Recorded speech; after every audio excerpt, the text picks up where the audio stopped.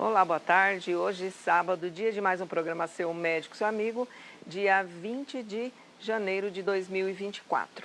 Nosso entrevistado de hoje é o Dr. Moacir Toledo, ele que é psiquiatra. Boa tarde, doutor. Seja bem-vindo mais uma vez ao programa Seu Médico, Seu Amigo. Um feliz ano novo para você, para toda a sua família. Boa tarde, Fátima. Obrigado pelo convite. Todos os espectadores aí, seu. Um feliz ano novo para todos. Nosso tema de hoje, nós estaremos falando sobre saúde mental. De acordo com a Organização Mundial da Saúde, saúde mental é um bem-estar físico, é um bem-estar no qual o indivíduo é capaz de usar suas próprias habilidades, recuperar-se do estresse rotineiro, ser produtivo e contribuir com a sua comunidade. O Janeiro Branco é um mês que fala aí sobre a importância da saúde mental e emocional e também sobre isso que nós estaremos falando hoje, sobre não só a saúde mental, mas também os adoecimentos e as formas de adoecimento.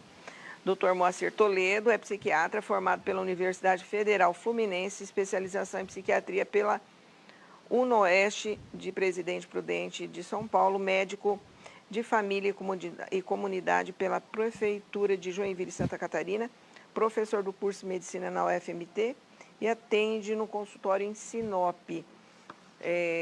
Doutor,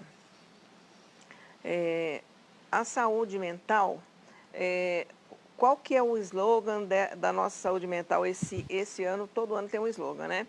Esse ano a saúde mental enquanto há saúde, enquanto há tempo. Qual que é a importância dessa frase? Então, eu fui tomar conhecimento agora desse slogan e eu consigo entender que é saúde mental enquanto há tempo, porque a gente, no adoecimento mental, a gente vai experimentar sofrimento, desconforto, perda de capacidades aí, e até um certo ponto a gente consegue perceber isso. Então é quando a gente pode voluntariamente buscar ajuda e reparar a nossa saúde, recuperar a nossa saúde. Porque no adoecimento mental, a gente, quando está mais adoecido, chega a um certo ponto que a gente não consegue ter percepção de que está doente.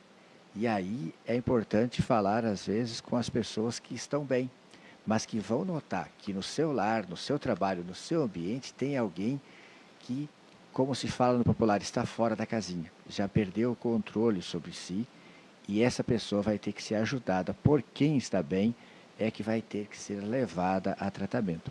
Então eu acredito que enquanto há tempo, é porque a campanha, na verdade, é dirigida para as pessoas que ainda estão bem, ainda têm insight sobre si e ainda têm seu discernimento e seu arbítrio de ir buscar o tratamento.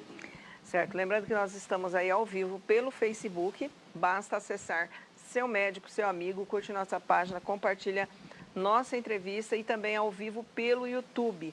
Você pode entrar e assistir tanto pelo Facebook quanto pelo YouTube ou então no seu canal de TV. Lembrando que você também pode participar pelo 992-280068 para tirar as suas dúvidas.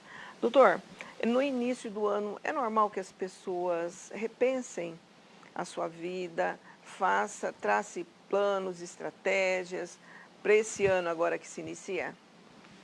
Sim, é de hábito as pessoas fazerem as suas promessas, né? Traçar seus planos para o ano e talvez isso é uma hora, tem que pensar planos assim, realistas, que sejam alcançáveis, podem ser um pouco utópicos, para a gente tem que sonhar alto para a Ter um gente crescer, incentivo.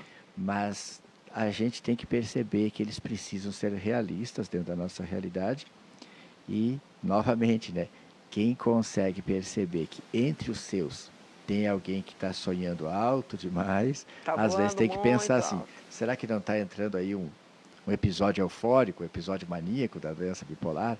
É de se pensar nessa hora isso.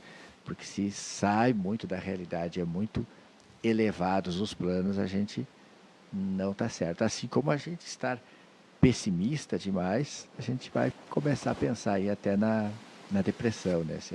Se os planos são muito baixos, muito pessimistas. Agora, doutor, para algumas pessoas, o início do ano pode ser um fator aí de gerar ansiedade, ansiedade, às vezes frustrações por aquilo que ela não conseguiu realizar no ano anterior? Pode e não pode. Isso tudo vai depender do estado de humor da pessoa. Novamente, alguém que está bem, que está mais para o lado hipertímico, né, mais eufórico, vai entender que o que ele não atingiu, vou trabalhar mais esse ano para conseguir alcançar, mas alguém que pode estar mais deprimido pode se frustrar. E o início do ano tem a coisa boa das festas, mas também chega agora janeiro, que é época pesada, né? Para quem tem o celular aí, tem que pagar os impostos, tem que pagar IPVA, para quem é profissional liberal, tem todos os conselhos para pagar. É uma época pesada para as pessoas enfrentarem. E pensando na saúde mental, a gente nota do movimento do consultório, depois das festas, muitas pessoas se descompensam, justamente por causa das festas, porque não podiam usar os alcoólicos e às vezes usam. Então muitas pessoas se descompensam nessa época, talvez não em razão dos fatos, mas pelo uso, né? Pelo motivo biológico de ter adentrado o álcool aí nas festas. Doutor, assim como outras formas de saúde, a saúde mental é muito importante para a nossa vida.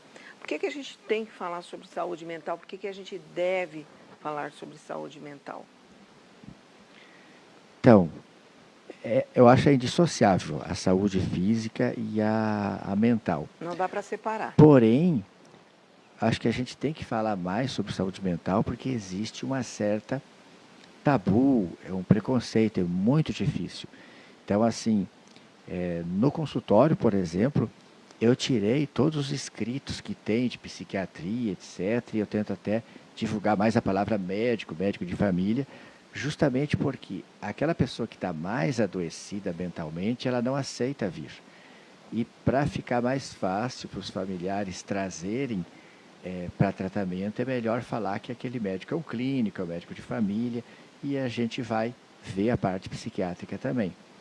Mas as pessoas precisam se conscientizar que não é feio ter uma doença mental. A grande maioria das vezes a gente experimenta o sofrimento mental é decorrente de um processo físico, clínico, né?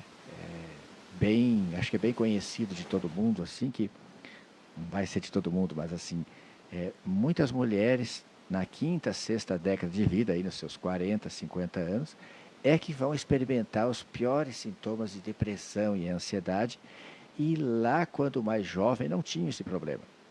Então, isso muitas vezes é decorrência das deficiências hormonais do climatério e menopausa. E então a gente não tem que ter vergonha de estar experimentando um sintoma mental, porque muitas vezes a razão é clínica, é endocrinológica. Agora, doutor, a saúde mental, ela implica muito mais do que simplesmente a ausência de saúde mental? Sim, como está na definição aí da OMS, que é o bem-estar, né, que a pessoa tem as habilidades para fazer suas coisas e ainda assim, e além disso, colaborar com os outros, colaborar com a comunidade. Então, assim, o fato da gente não estar experimentando nenhum sintoma, não ter nenhum diagnóstico, não quer dizer necessariamente que a gente está em perfeita saúde, física ou mental. Muitas vezes a gente tem que fazer as nossas avaliações de saúde, com os exames bioquímicos, com a aferição de peso, tudo, porque a gente vai denotar o processo em andamento. Então, quando a gente está no sobrepeso, está obeso, a gente sabe que a gente não está bem, a gente está inflamado. A gente sabe que virá ali a hipertensão, virá o diabetes. E assim também é na doença mental. Não é natural a gente sentir preguiça, se sentir cansado, prostrado. Alguma coisa está acontecendo, senão a gente tinha que estar radiante e feliz o tempo todo. Não o tempo todo. Lógico, acontece um fato ruim, a gente vai se entristecer, vai ficar bravo com aquilo, não vai gostar. Mas pensa assim, não está acontecendo nada de errado e a gente acorda e está prostrado, cansado. Não tem vontade de fazer E às nada. vezes a gente quer pensar que isso é preguiça. Não é natural a gente ter preguiça. Eu acho que Deus fez a gente para estar bem, estar radiante o tempo todo. Doutor, o que nós podemos entender sobre saúde por saúde mental? Como que dá para definir saúde mental? No seu ponto de vista, então. Tá, do meu ponto de vista, é justamente que eu falei da questão do tabu, do preconceito com a doença mental, é que a gente fala essa palavra saúde mental. Senão a gente estaria falando hoje aqui do tema doenças mentais. Assim, se viesse um cardiologista aqui, pode ver que você não chama o cardiologista para falar sobre saúde cardíaca. Você chama ele para falar sobre infarto, sobre doença coronariana, sobre dislipidemia, sobre hipertensão. Mas quando é os temas de psiquiatria, as pessoas invertem e chamam de saúde mental, quando era para abordar a doença mental. Então, você me perguntou se, do meu ponto de vista, o que é saúde mental. Não tem como fugir da definição. É aquela sensação de bem-estar físico e mental e de energia que a gente consegue produzir, que a gente consegue entender, ter insight das coisas que nos desagradam, dos estresses que a gente passa e consegue se recuperar bem disso. Agora, quais são os hábitos na nossa vida que nós devemos cultivar para colaborar aí com a nossa saúde mental? Então, tem talvez para a saúde mental e para a saúde física, não tem como dissociar isso. Então, está no paradigma popular assim que se eu não beber, não fumar, não usar droga e não virar noitadas, seria o suficiente. Mas isso é muito pouco. Isso é muito pouco. Eu vou tentar colocar em 5 coisas aqui que eu considero sim, principais. A primeira é a obediência ao ciclo circadiano, sono, dormir cedo e no escuro e acordar cedo. Outra coisa é a atividade física, de preferência atividade física resistida, que ou seja, musculação, com acréscimo de aeróbico depois.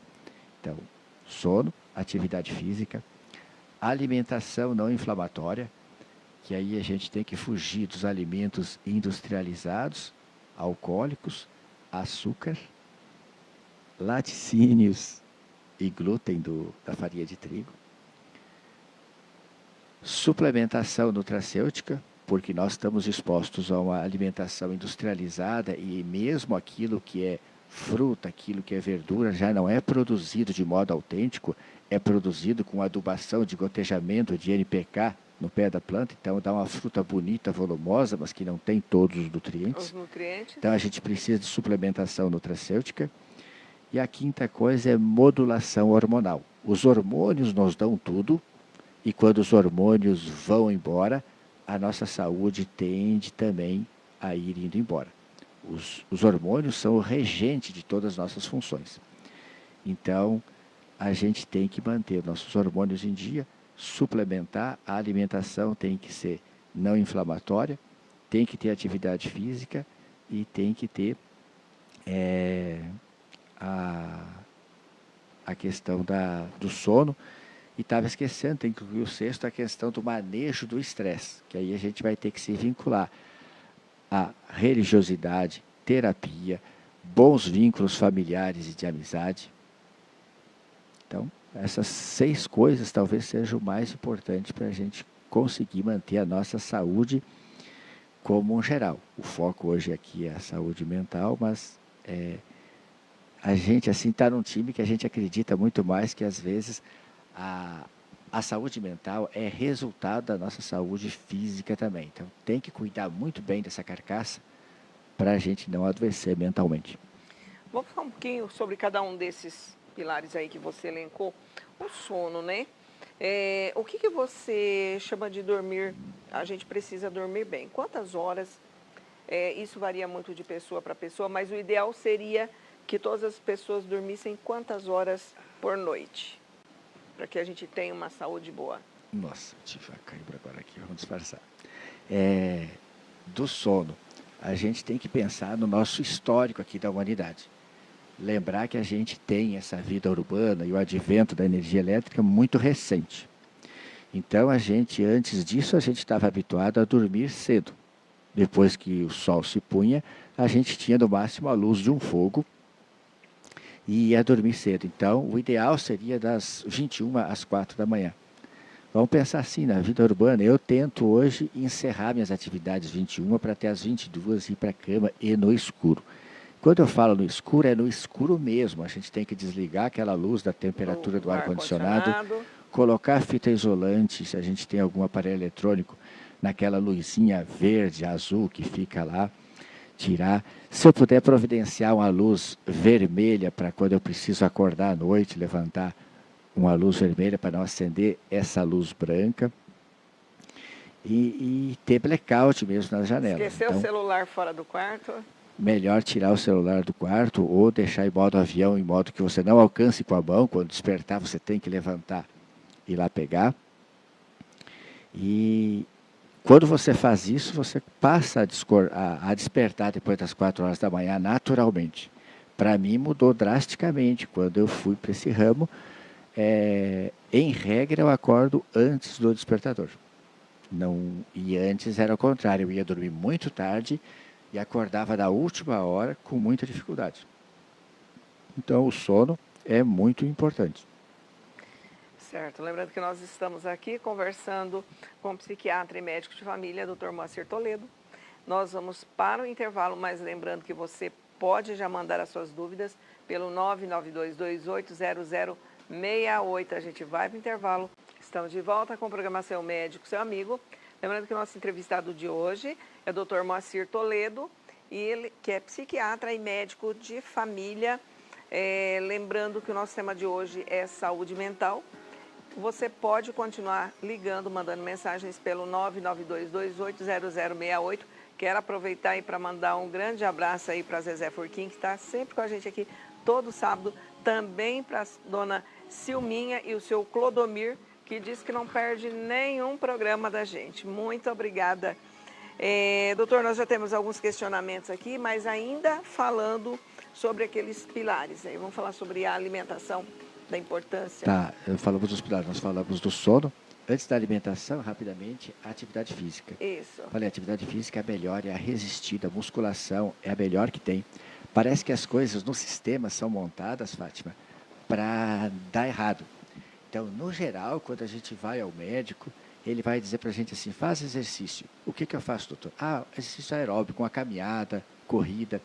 Ninguém que está sedentário vai conseguir caminhar ou correr. Vai doer o joelho, vai doer a lombar e a pessoa vai desistir. Então, primeiro a gente tem que fazer musculação. Depois que a gente tiver melhor de musculação, melhor de musculatura, com as articulações mais protegidas, aí a gente pode passar a caminhar e a correr também. Ter uma resistência melhor. E da alimentação, esse tema é muito polêmico, porque na alimentação a gente tem todas as nossas memórias da infância, todas as nossas paixões, todos os nossos vícios alimentares, e isso é a maior dificuldade que a gente tem de fazer as pessoas modificarem. E aí, eu estou falando assim das nossas paixões, e assim, a gente que teve origem rural, a gente sabe, assim, o fato, eu cresci vendo os pais contarem com orgulho que tinha uma vaca separada para tirar leite para o filho menor. Outras pessoas ganharam a vida inteira tirando leite. Então é muito difícil você convencer as pessoas que o leite da vaca não é para nós. E aí a gente tem, novamente, 5 coisas que a gente pede para as pessoas tirarem. Leite não por causa da lactose, por causa da caseína, que é a proteína do leite, que é inflamatória para o nosso intestino. Glúten do trigo, então tudo que tem farinha de trigo. Automaticamente a pessoa não vai poder comprar mais nada do comércio, porque no comércio, quando está escrito lá, biscoito de fubá, tem trigo. Biscoito de amido, tem trigo junto. A gente tem que fazer as coisas, gente. A única coisa que não tem trigo no comércio é o sequilho de polvilho. O resto tem. Falamos do laticínio, falamos da farinha de trigo. Óleos vegetais e margarina. Óleos vegetais e margarina não é para gente. Era um dejeto da indústria. Lá nos anos 60, a indústria comprou um estudo falsificado por Ansel Keys, que ele olhou um estudo observacional que tem pouco valor, selecionou 7 países que tinham mais hábito de comer carne e inventou que comer carne e gordura animal infartava mais. E ele já tinha dados estatísticos naquela época suficiente para saber que as pessoas estavam infartando mais por causa da vida urbana, sedentarismo e cigarro. Nessa época, os médicos indicavam cigarro para as mulheres grávidas fumarem para terem bebês menores e não terem distocia de parto, não ter parto difícil. Que absurdo. Então, a indústria conseguiu se livrar daquele óleo de soja que estava sobrando na indústria de farelo, que é para a ração animal, a parte proteica da ração animal, e botaram a gente a comer isso. Então, recapitulando, laticínio, farinha de trigo, óleos vegetais comuns e margarina, o óleo que é vegetal que é para a gente usar é de coco e de oliva. A gente pode usar e deve a banha de porco, gordura animal. Carnes processadas, ou seja, salsicha, mortadela, presunto. Salame. O salame tipo coronel é minimamente processado, dá pra gente usar a linguiça de churrasco, pode usar, mas a linguiça tipo calabresa, que ela não é calabresa, é tipo calabresa, mortadela, salsicha e presunto, peito de peru, carne processada. E tem que lembrar de mais outro, açúcar e álcool que a gente coloca junto. Essas coisas são inflamatórias para o nosso intestino. Por quê? Aí a gente tem que ter um pouco de fé. Apesar de ser ciência, a gente tem que ter um pouco de fé. Porque, veja, eu nunca fui cortar o intestino em pesquisa de rato ou de gente para ver como é que fica. Mas o nosso intestino é uma tripa. Essa tripa tem uma forração. A primeira forração é uma barreira única de células. São os enterócitos. Tudo que a gente digere no intestino tem que entrar através do enterócito. Não passa ao lado dele. Essa inflamação do intestino agride o intestino e abrem-se barreiras. E assim a gente absorve proteínas do leite, proteínas do glúten, de forma inteira, não digerida.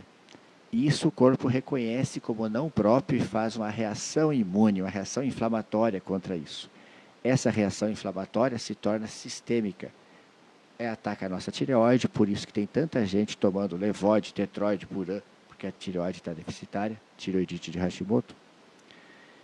E essa inflamação sistêmica no sangue, ela consegue chegar ao cérebro. E aí vem a questão da saúde mental. Faz neuroinflamação no cérebro e os neurotransmissores não vão ser produzidos e não vão funcionar direito. E, Fátima, na criança, vão produzir sintomas de hiperatividade, desatenção e irritabilidade do TOD, transtorno desafiador opositor, e do TDAH. Piora os sintomas de autismo. No adulto, vai fazer sintomas de ansiedade e depressão. E depois que a gente está 50, 60, 70 anos neuroinflamado, o que a gente vai ter? Já viu falar de Parkinson e de demência? Daí a gente vai ter até já lesão física dos neurônios. Aí não tem mais volta. Então, a alimentação é importante por causa disso. Eu estou dizendo que sim, que a gente tem que ter fé, porque não dá para todos nós ir lá conferir isso e saber. Mas a gente tem a resposta clínica dos pacientes que aderem a essa sistemática, são os que melhor têm resposta clínica, são os que mais melhoram. Enquanto eu trabalhei só usando remédios psicotrópicos para melhorar as pessoas dos transtornos psiquiátricos, eu nunca tive respostas clínicas tão boas quanto agora. Certo. Nós temos aqui os questionamentos. É normal um jovem de 28 anos que bebe demais e não se incomoda, está acima do peso, não consegue trabalhar, não consegue trabalho. A bebida está acabando com a vida dele e a da família. Então, não é normal, é alguém que não está conseguindo cuidar de si, não está conseguindo colaborar com a família e com a comunidade, não está produzindo, e muito provavelmente o álcool está num processo de dependência e crescente que está perturbando ele. Isso tem que ser tratado. É muito difícil, eu sei. Em geral, as pessoas vêm muito tarde tratar do álcool. Em geral, são os pacientes que estão com mais de 50 anos, mas alguns casos vêm mais cedo. Só que você não vai conseguir tratar disso, para quem perguntou, se você não quebrar os pratos. Vai ter que chegar a hora que vai ter que se falar sério com essa pessoa e às vezes vai ter que levar para tratamento involuntário. O que é o tratamento involuntário? É o que o popular chama, Fátima, de levou à força. Então, quando a pessoa está dominada pelo vício, ela fica naquela dubiedade. Por consciência, ela entende que tem que tratar, mas pelo prazer que o vício dá, ela não quer tratar. E tem que ser levado muito a sério isso, tem que levar involuntariamente e lembrar que o paciente vai fazer, durante o tratamento, vai fazer várias manipulações para abandonar o tratamento. Desde desfazer da medicação, desfazer do médico, desfazer da psicóloga, desfazer do local que internou, mas vocês têm que aprender mais sobre isso para ficarem blindados a essas manipulações e entender que tem que ser incisivo no tratamento. Doutor, essa paciente tem o nome preservado e ela pede o endereço da sua clínica que ela quer acessar. Como que ela pode fazer? Onde que ela encontra? Então, a gente tem sérias vedações. Em março vai entrar nova legislação aí do CRM, mas eles vedam que a gente dê telefone e endereço em apresentações assim. Mas a internet está aí. Se você colocar lá psiquiatra Sinop, com certeza vai achar o endereço da gente. Certo. E quando é um coral, um casal que só briga e ainda na frente dos filhos, já estou exausta, até pensei em fugir com meu filho. Só choro e não quero mais nada.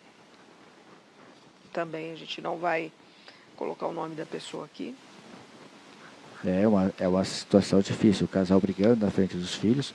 Só posso dizer assim, procure tratar, se você tratar do outro, mas não fuja com o filho que você vai arranjar outros problemas legais aí.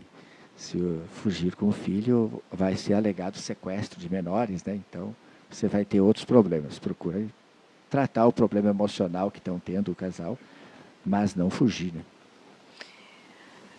A Ana do Centro, tenho muita vontade de realizar alguns sonhos, como minha casa, meu carro, mas isso parece ser impossível e acabou me deixando mais ansiosa e agora não durmo, só choro.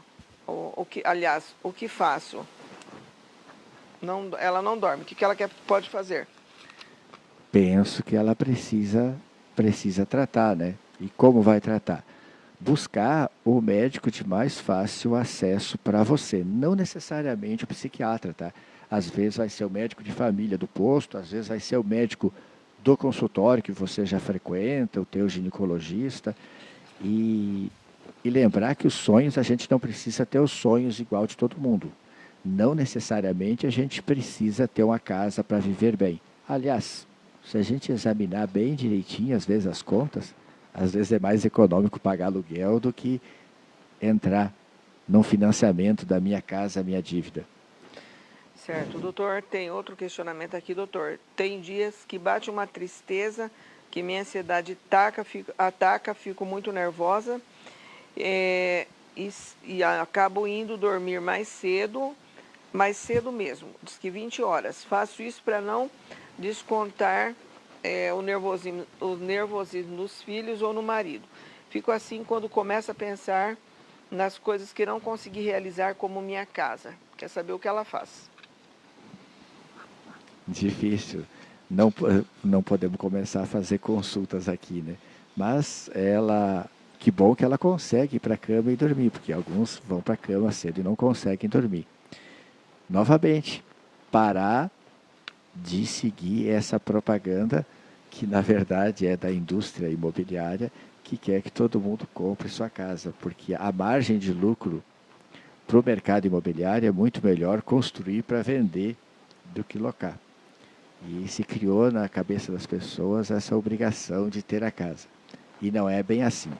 Procura estudar um pouco, talvez entre nesses canais do YouTube que tem de investimento, que eles vão ensinar muitas coisas para vocês que às vezes, conforme é a nossa faixa de renda e onde a gente vive, não vale a pena esse sonho de casa própria. É uma ditadura isso do comércio. Agora, E eu aprendi aqui, casualmente aqui em Sinop, que aqui tem os financiamentos, principalmente de terrenos, que são leoninos. Você nunca consegue terminar de pagar. As imobiliárias vão me odiar, mas eu aprendi isso já. é importante, tem que fazer contas, porque no início pode ser atrativo, mas e depois vai conseguir se manter, né? Não, simplesmente você paga 1 ano de financiamento, no total ali você faz as contas, eu paguei 10 mil, devia 80, mas agora estou devendo 95 no reajuste. É feito para não terminar de pagar. Doutor, agora o cuidado com a saúde mental vem aumentando ao longo dos anos? Tem se mudado isso? Não sei se vem aumentando ou vem aumentando os problemas. Nós vimos 3 daqueles tópicos, depois temos que ver os outros. Temos que se ver Mas os outros. o que aconteceu no mercado da saúde, que eu entendo assim? Que a gente fala, tem tanto TDAH, tem tanto autismo, tanta depressão. É porque, na verdade, foi essa fragmentação das especialidades médicas. E aí o médico passa a tratar, tem o ortopedista que só trata da mão direita, o outro que só trata do tornozelo, o cardiologista que só faz ecocardiograma, o cardiologista que só cuida de arritmia cardíaca. Então, muito mais pessoas tiveram que ir ao psiquiatra por causa do problema emocional que antes o clínico geral, o médico de família, tratava. E eu consigo perceber isso, que a população ganhou mais idade e muitas coisas não estão sendo cuidadas, como esses aspectos de melhorar a alimentação, melhorar o sono. A tal da modulação hormonal ou reposição hormonal foi muito negligenciada nos últimos 20 anos. O ano que eu formei, no ano 2000, foi o ano que bailou um estudo que a indústria farmacêutica promoveu, que foi desenhado para fazer dar ruim para a modulação hormonal. Porque a gente dava hormônios para reposição hormonal, naquela época, eram os estrogênios conjugados, que eram retirados da égua. Então não era um hormônio bioidêntico, era um hormônio muito mais potente. E a indústria conseguiu perceber, Fátima, um movimento que as próprias mulheres fizeram. As mulheres chegavam aos 50 anos, paravam de tomar pílula e vinham os calorões, vinham os sintomas da menopausa, os calorões, a vagina seca, a perda da libido. E as próprias mulheres voltavam a comprar pílula. E a indústria farmacêutica fabricando estrogênio conjugado de égua que ela não podia botar patente porque era natural. E a gente dava reposição hormonal para as mulheres ao redor dos 50 anos. A indústria farmacêutica fez o quê? Fez um estudo, pegou mulheres em média com 64 anos e que tinham doença arterial coronariana ou hipertensão e deu dose alta de estrogênio de égua, com a intenção de conseguir que morressem mais mulheres no braço tomando hormônio do que no placebo. Não conseguiu, morreu a mesma quantia. Mesmo assim, a recomendação do estudo foi que não está mais indicado iniciar terapia de reposição hormonal para mulheres porque não traz benefício cardíaco. Nem fez mal, mas não trazia. Por quê? Porque eles queriam fazer pílulas de 28 comprimidos, não mais de 21, para venderem para as mulheres na menopausa. Hormônio sintético. Não contavam eles que alguém por fora aprendeu a fabricar hormônio bioidêntico que a gente usa hoje para reposição hormonal, que é muito mais seguro que o estrogênio de égua e muito, muito mais seguro do que os hormônios sintéticos. Esses hormônios bioidênticos são parecidos com os hormônios que o nosso próprio corpo produz. Sim, ou produzia. São feitos exatamente com o mesmo desenho. Certo. Lembrando que nós estamos aqui com o Dr. Moacir Toledo, ele que é médico psiquiatra e médico de família. Lembrando que o nosso tema de hoje é saúde mental e você pode continuar ligando pelo 992280068. A gente vai para o intervalo, mas não saia, porque a gente volta bem rapidinho.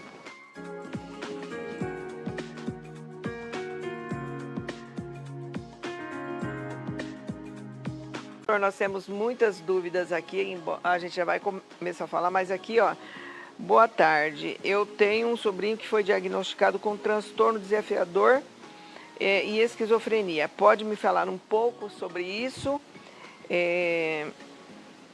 Eu não vou colocar o nome da pessoa, porque ela não citou aqui. São dois transtornos bem diferentes. O transtorno desafiador do consultor é o transtorno típico da criança e adolescente.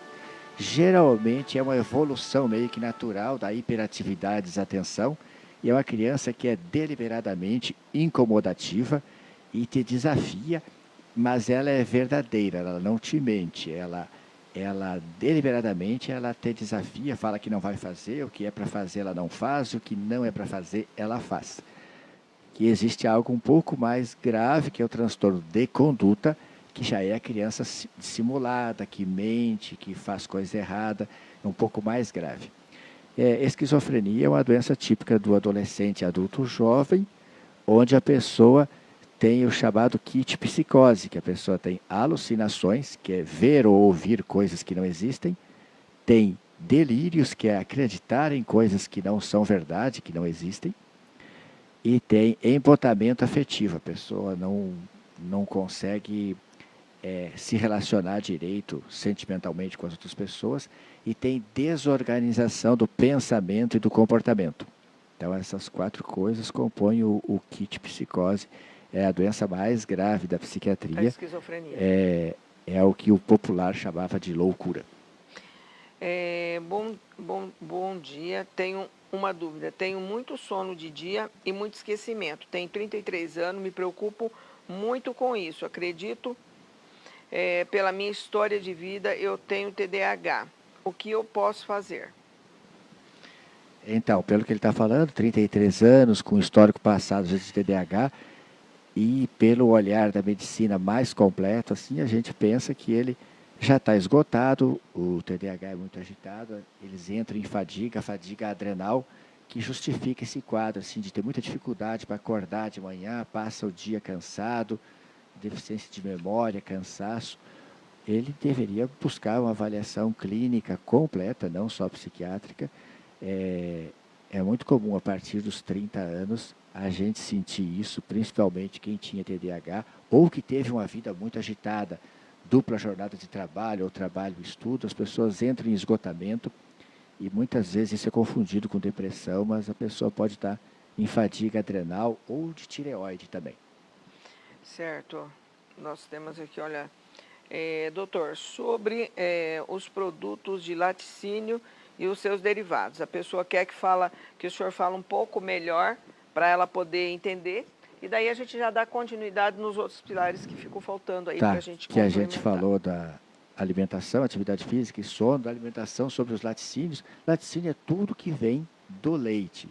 Então, as únicas coisas que a gente fala na medicina funcional que do leite é para usar é a manteiga. A manteiga a gente usa, que é a gordura do leite, mas queijo, iogurte, aquele fermentado de leite que tem no mercado, adoçado lá, que às vezes tem sabor laranja, uva, a gente não usa porque todos eles têm caseína. Principalmente o queijo está toda concentrada ali, a caseína. Outra coisa do leite que a gente aproveita é o chamado whey protein. O whey protein é um filtrado do soro do leite. Quer dizer, foi feito o queijo, a caseína ficou no queijo e o soro do leite, que era desprezado na indústria, agora se faz uma filtragem a frio e se tira o chamado whey protein, que a gente fala muito, indica para enriquecer. A gente passa a usar leite vegetal, que é melhor falar bebida vegetal, enriquecer a bebida vegetal com whey, que a gente dá uma parte proteica disso daí.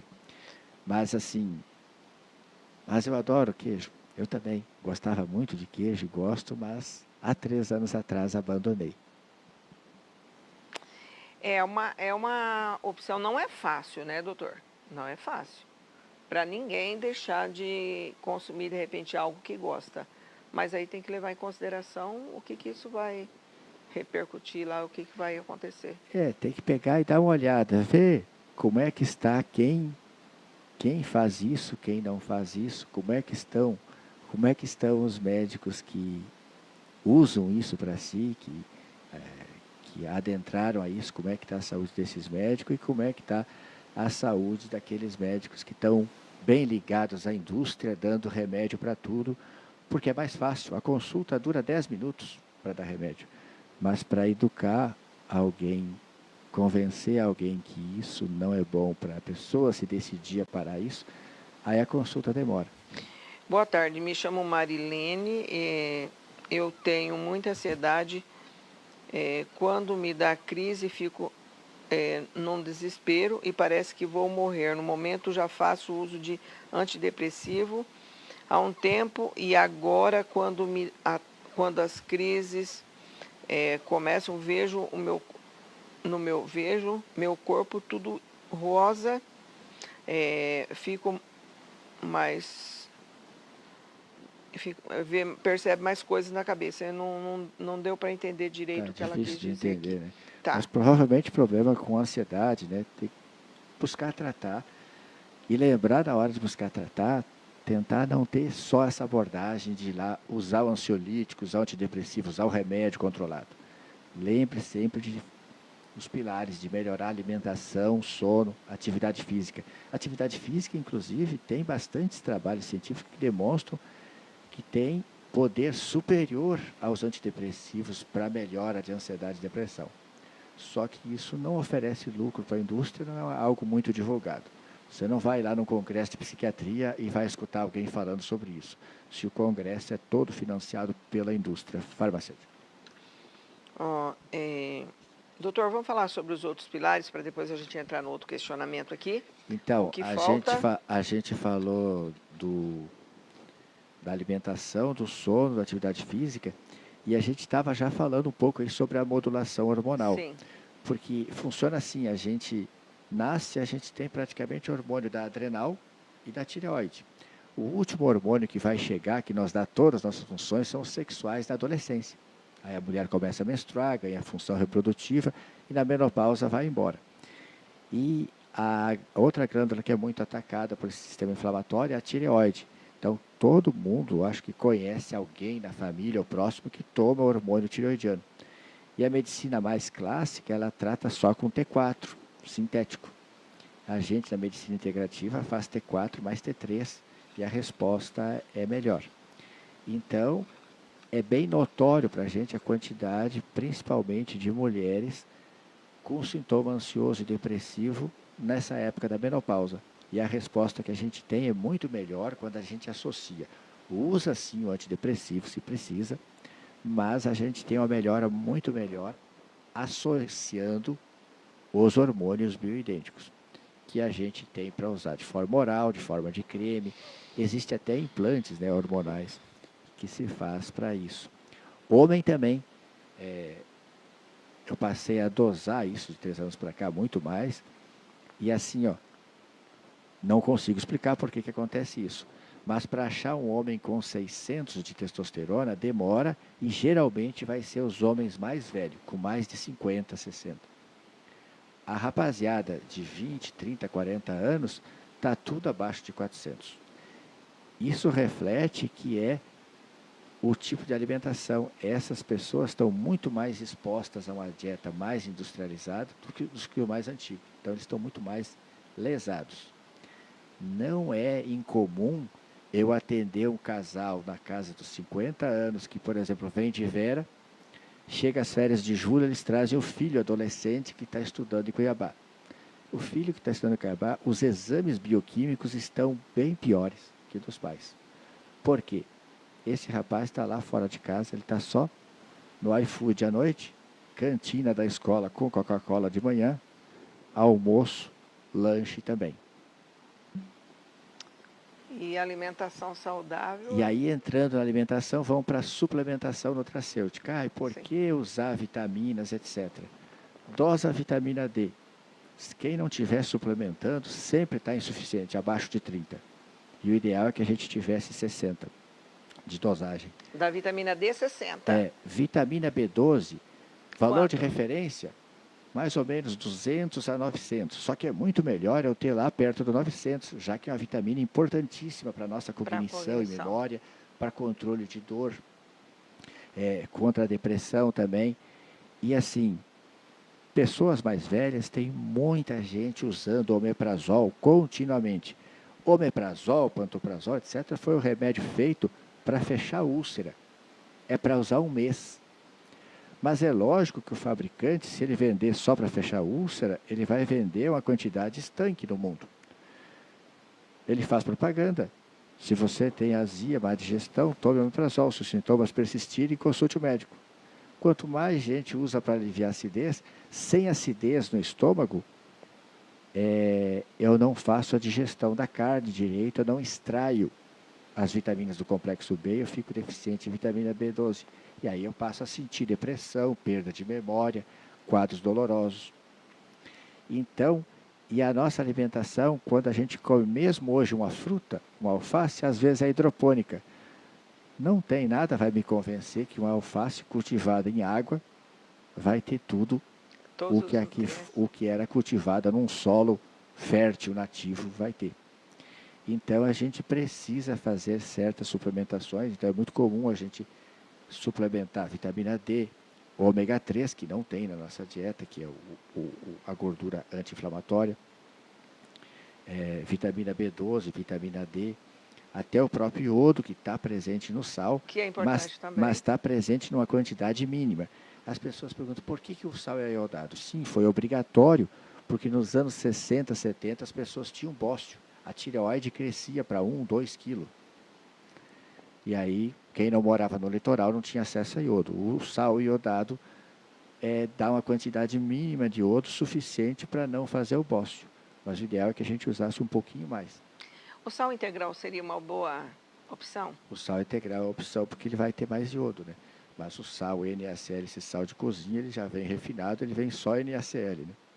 Só que é obrigatório mesmo. Nós estamos aqui com o psiquiatra e médico de família, Dr. Moacir Toledo. Nós vamos para o intervalo.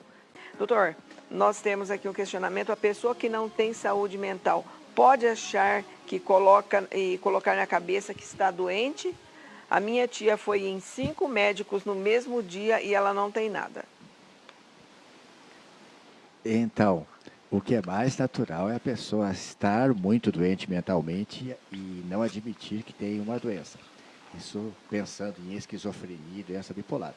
Mas essa aí que tem muitas queixas físicas, vai aos médicos, se os médicos não encontram nada, pode ser que ela sofra da chamada hipocondria ou somatização.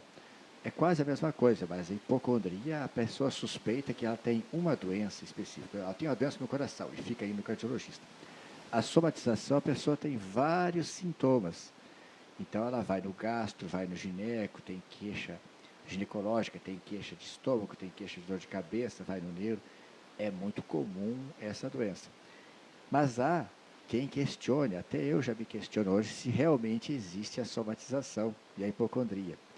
Porque, na verdade, olhando melhor os exames das pessoas, ninguém pode estar sadio hoje e sem ser um acidente, amanhã está completamente doente. Eu entendo que é um contínuo, a pessoa vai adoecer ao longo do tempo. Enquanto a pessoa não tem lesões capazes de serem encontradas no exame complementar, de laboratório ou de imagem, ou no exame clínico do médico, é natural que a pessoa já comece a sentir alguma coisa. Então, a gente se questiona, será que a pessoa que está sofrendo dessa doença, chamada doença de ansiedade, hipocondria ou somatização, ela não estaria no processo de adoecimento? Antes de brotar o câncer, antes de brotar o diabetes, antes de brotar a hipertensão? Olha, a minha dúvida também é, toda pessoa que tem TDAH vai ter outras comorbidades? Tem mais perguntas aqui. Não é obrigatório. O TDAH muito evolui com TOD, né, transtorno desafiador opositor, transtorno de conduta. Quando chega a ter transtorno de conduta, 75% vai ter transtorno de personalidade antissocial, que é a personalidade, entre aspas, malvada. E é muito comum o TDAH não tratado, isso é documentado, que tem 4 vezes mais incidência de uso de drogas e álcool quando adolescente ou adulto jovem. Então, assim, é muito importante tratar o TDAH, tanto medicamentosamente quanto comportamentalmente, porque a evolução é muito ruim do TDAH, muito ruim. As pessoas falam muito assim de autismo, né? mas o TDAH tem uma evolução muito ruim quando não é tratado. Doutor, já estamos chegando ao final de mais um programa Seu Médico, Seu Amigo. Nós temos aí várias perguntas aí que não deu tempo de responder, chegou aí nos últimos minutos do programa. O doutor vai estar respondendo aí após o programa, ele vai gravar a resposta para todas essas pessoas que mandaram ainda aí os questionamentos. Nós já não temos mais tempo, mas ainda gostaria de que você falasse aí sobre a questão da saúde mental. Ela está relacionada, está intimamente relacionada com a forma que as pessoas também veem a vida, veem o mundo e tudo à sua volta? Eu acho complicado dizer assim como as pessoas veem a sua vida, a sua volta, porque assim, se a gente está bem emocionalmente, psiquicamente, talvez a gente vai ver as coisas com mais realidade. Se a gente estiver deprimido, a gente vai ver de uma forma mais pessimista. Alterada. Eu acho difícil falar isso. Mas eu quero lembrar sobre as perguntas, sim, veio muitas perguntas aqui. Lembrar as pessoas, assim, eu respondo, tá? Pode entrar no Instagram, @Toledo Médico, Toledo Médico. Pode fazer pergunta lá no direct do Instagram, às vezes eu deixo caixinha de pergunta lá, a gente responde. Ainda temos tempo para isso. Mas esse aspecto, assim, nós falamos antes lá sobre as horas para dormir. Nas pesquisas apontaram que as pessoas mais longevas dormem até 7 horas, cerca de 7 horas, entre 6 e 7 horas, não é as 8 tradicionais que se falava. E geralmente são pessoas que eram mais de bem com a vida e que tinham um bom ciclo de amizades e família, boa rede de apoio. Então, é importante a gente buscar ter vínculos bons com as pessoas à nossa volta, dormir aí pelo menos essas 7 horas, né? E tentar olhar as coisas por um ângulo melhor, sempre, porque parece que se a gente, tudo que a gente pensa de ruim, parece que a gente atrai, né? Questões das energias, né? Cultivar bons laços na família também é muito importante. Os laços de amizades também faz muita diferença. Sim, você tem que ter amizades que somem com você, que você possa contar com essas amizades. Certo, muito obrigada. Um agradecimento aos nossos patrocinadores, aos colaboradores, a Vibe Roupas e Calçados, uma loja maravilhosa no Edifício Monet. Também a VL Semijoias, que cuida da gente sempre com aquele carinho todo especial. Tenham todos um ótimo sábado, excelente final de semana. No próximo sábado nós temos um encontro marcado no programa. Espero você. Tchau, tchau. Doutor...